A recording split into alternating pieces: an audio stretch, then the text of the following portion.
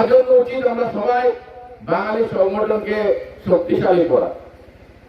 আজকে কার্যালয়ে বাঙালি সমাজ আসে বলেই আজকে বাঙালির বিভিন্ন সমস্যা নিয়ে ওনারা আলোচনা করতে পারছেন, কথাবার্তা বলতে পারছেন। আজকে এখানে বড় সংগঠন আছে বলে কার্যালয়ে যারা বড় আছে তাদের জন্য বড় সমাজের জন্য আজকে বড় ছাত্র সংগঠনরা কথা বলতে পারছে, হিন্দুবাসীরা কথা বলতে পারছে।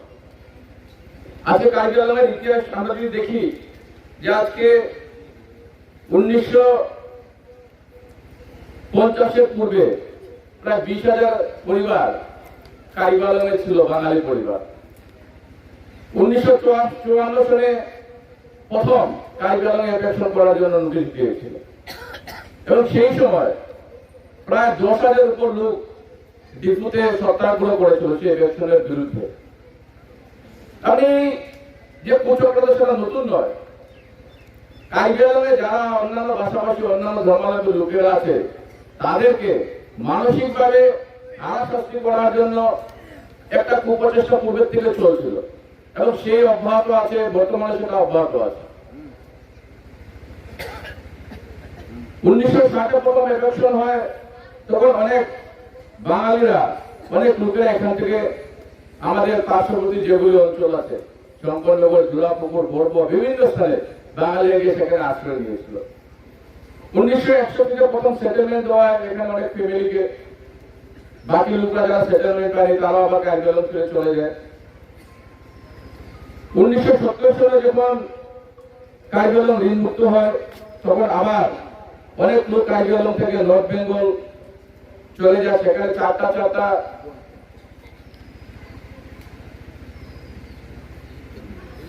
আশ্রয় শিবির বানানো হয়েছিল। আলিপুরদুয়ার, ফালাকাটা, জুয়াই এবং 4 জায়গাতে তখন রিলিফ ক্যাম্প বানানো হয়েছিল। তখন প্রশ্নটা হলো যে কার্বি আংলং শুধু কি একটা বিশেষ জনগোষ্ঠী? সেটা কখনো হতে পারে না। যেভাবে আসাম শুধু অসমিয়ার নয়, বড়োল্যান্ড শুধু বড়োদের নয়, কার্বি আংলং শুধু কার্বিদেরও নয়। ভারতবর্ষের সংবিধান প্রত্যেক ভারতীয়কে অধিকার দিয়েছে সে আত্মসম্মান নিয়ে একজন ভারতীয় নাগরিকের যে মৌলিক অধিকারগুলি আছে সেই অধিকারগুলি নিয়ে যাতে মাথা তুলে একজন মানুষ হিসেবে বাঁচতে পারে তার সম্পূর্ণ সাংবিধানিক অধিকার ভারতের সংবিধান ভারতবর্ষের প্রতিটি মানুষকে দিয়েছে। সে যদি ভারতীয় নাগরিক হয় তাহলে সে নাগরিকের মর্যাদা হিসাবে তার প্রতিটা অধিকার সে পাওয়া তার মৌলিক অধিকার। মরে যাক, এই উদ্দেশ্য নিয়ে যদি কেউ চলতে চায় তাদের উদ্দেশ্য কখনো সফল হবে না। আমাদের জানিয়ে দেওয়া দরকার যে এই ভারতবর্ষের প্রতিটি ধূলিকণায় বাঙালিদের রক্ত মিশিয়ে আছে।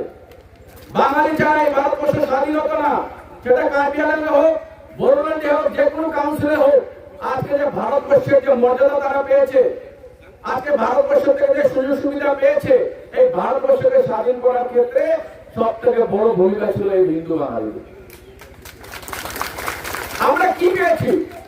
স্বাধীনতা পূর্বে আমরা স্বপ্ন দেখেছিলাম ভারতকে স্বাধীন করার জন্য, কিন্তু 1947 সালে 14ই আগস্ট আমরা যখন ঘুমিয়েছিলাম আমাদেরকে ঘুমিয়ে রেখে সেই সময় নেতৃবৃন্দরা ভারতকে টুকরা করে পাকিস্তান বানিয়ে দিলেন।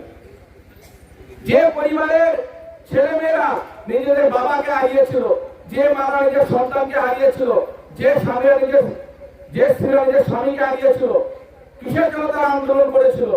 যে তারা এই ভারতবর্ষে থাকবে, এই ভারতের যোগাযোগে চলে যাবে, বাঙালির পায়ে এসে নমস্কার দিতে লাগবে। লিস্টমার্কটা আর মানে উচ্ছেদের নোটিশ, এই কথাটা তাদের মনে আসতে বয়ে হবে যদি আমরা আমাদের শক্তিটা আমরা অনুভব করতে পারি। আমরা আতির মতো হয়ে গেছি, আতির কাজের জন্য নিজের শক্তি অনুভব করতে পারে না, আর আমরা রাজনৈতিক দলদাসের জন্য আমরা আমাদের শক্তি অনুভব করতে পারি না। আমরা কেউ কংগ্রেস, কেউ বিজেপি, কেউ এনসিসি, কেউ অন্যান্য দল হওয়ার জন্যই আজকে বাঙালির দুর্দশা এসছে। আমি আপনাদেরকে একটা কথা প্রশ্ন করতে চাই, এখানে অনেক বয়োজ্যেষ্ঠ ব্যক্তিরা আছেন। আগের যে কার্যালয়ের পরিবেশ ছিল, আপনারা যে নিরাপত্তা অনুভব করতেন, যেভাবে সুরক্ষা অনুভব করতেন, আজকে তারিখে কি আমরা তার থেকে ভালো অবস্থায় আছে না খারাপ অবস্থায় আছে? আপনারা বলুন, ভালো না খারাপ আছে? মুদ্রা কথা হলো আমাদের জাতি। আগে জাতি তারপরে রাজনীতি। আর যারা রাজনৈতিক দলের সদস্য তাদের কথা লাগে রাজনীতি তারপরে জাতি। আগে রাজনীতি তারপরে যদি জাতি হয়, সেই জাতি কোনোদিন বাঁচতে পারবে না, সেই জাতি কোনোদিন উন্নয়ন হবে না, সেই জাতির যত দিন যাবে তত আমাদের অবনতি হতে থাকবে। আজকে একটা সময় আমরা সেকুলার হওয়ার জন্য আমরা দেশ হারিয়েছি, সেকুলার হওয়ার জন্য আমরা মাটি হারিয়েছি, সেকুলার হওয়ার জন্য আমরা বিভিন্ন ধর্মান্ধ লোকের থেকে অত্যাচারিত হয়েছি। আর আজকের তারিখে আমরা অতি হিন্দু হওয়ার জন্য আজকে আমরা এইভাবে বাঙালিরা মার খেতে হচ্ছে। বাঙালিরা কোনদিন বাঙালি হওয়ার চেষ্টা করেনি, বাঙালিরা কেন বাঙালি হতে পারবে না? আমাদের যারা বাঙালি, যারা আমাদের সংগ্রামী সত্তারা ছিলেন, মহাপুরুষরা ছিলেন, স্বাধীনতা সংগ্রামীরা ছিলেন, সাহিত্যিকরা ছিলেন, কি নেই আমাদের সমাজের মধ্যে? তারা এত কিছু আমাদেরকে দিয়ে গিয়েছেন। আমাদের যারা মহাপুরুষরা ছিলেন এত কিছু দিয়ে গেছেন, আমাদের যারা গুরুদেবরা ছিলেন তারা এত কিছু দিয়ে গেছেন, যে একটা বাঙালি জাতি হওয়ার জন্য যা যা প্রয়োজন সব কিছু আমাদের সমাজের মধ্যে আছে। তারপর আমরা যে প্রকৃত বাঙালি হতে পারেন। ছেলে কার্বি আংলঙে যারা কার্বি আছে তারা এখান থেকে যেতে পারবে না, তারা সেই কার্বি আংলঙের মধ্যে সীমাবদ্ধ থাকতে লাগবে। কার্বি আংলং পেরিয়ে যদি অন্য জায়গায় যেতে হয় অন্য মানুষের সাথে, তাদেরও সমানভাবে তাদের ভাতৃত্ববোধে সম্পর্ক করে তুলতে হবে। কিন্তু সবথেকে বড় কথা হলো এটাই যে এই যে চক্রান্তগুলি হচ্ছে, ওই দিন দেখো সিএম মহাশয় বলছেন যে এটা প্রিন্টেক ডিস্ট্রিক্ট হয়েছে। তাই রাজনৈতিক দলদেরকে আমাদের বুঝিয়ে দেওয়া উচিত যে আমরা দুর্বল নয়, আমরা ভীতু নয়। আমাদের এই ক্ষমতা আছে জনসংখ্যার মাধ্যমে যে আমরা এখানে যখন খুশি তুলিরাম রঙকে বসাতে পারি, তুলিরাম রঙকে নামাতে পারি। এই ক্ষমতা বাঙালিদের আছে, এই ক্ষমতা বিহারীদের আছে, এই ক্ষমতা বড় জনগোষ্ঠীর আছে। যারা যারা প্রতারিত জনগোষ্ঠী, সবাই প্রতারিত জনগোষ্ঠী যদি আমরা ঐক্যবদ্ধ হই, আমাদের কথা মতো এখানকার প্রশাসন এবং সরকার গঠন হবে। আমাদের গণতন্ত্র রাষ্ট্র সংবিধান এই ক্ষমতাটুকু আমাদেরকে দিয়েছে, সংবিধান আমাদেরকে এই ক্ষমতাটুকু দিয়েছে যে আমরা আমাদের মনের ইচ্ছা মতো আমরা যাকে চাই তাকে আমাদের প্রতিনিধি বানাতে হবে। আমাদের কোনো বাধ্যবাধকতা নেই যে আমাদের কংগ্রেসই করতে হবে, আমাদের বিজেপি করতে হবে, আমাদের এনসিসি করতে হবে, আমাদের এখানে জনতা পার্টি করতে হবে। আমাদের কোনো বাধ্যবাধকতা নেই। আমরা সাধারণ নাগরিক, আমরা নাগরিকরা যে দলকে, যে নেতাকে বুঝবো যে সে আমাদের সমাজের জন্য ভালো, সে প্রতিনিধি জাতি জনগোষ্ঠীর জন্য ভালো, আমরা সেই দল সেই প্রতিনিধির সাথে থাকবো। এই কথাটা যদি আমরা সাধারণ জনতার যদি আমরা বুঝে যাই, দেখবেন রাজনৈতিক দলের ক্ষমতা বলে ধরনের কথা বলা। এবং জননীতি কাঠার মাসের আমরা কিছু ভিডিও দেখি, রিপোর্ট করে বলেন কি বঙ্গ সেনা নাকি বলে কার্বি আংলং, আসাম, নর্থ ইস্ট নিয়ে বলে দেশ বাড়াবে। উনি একটা আইএস অফিসার রিটায়ার্ড।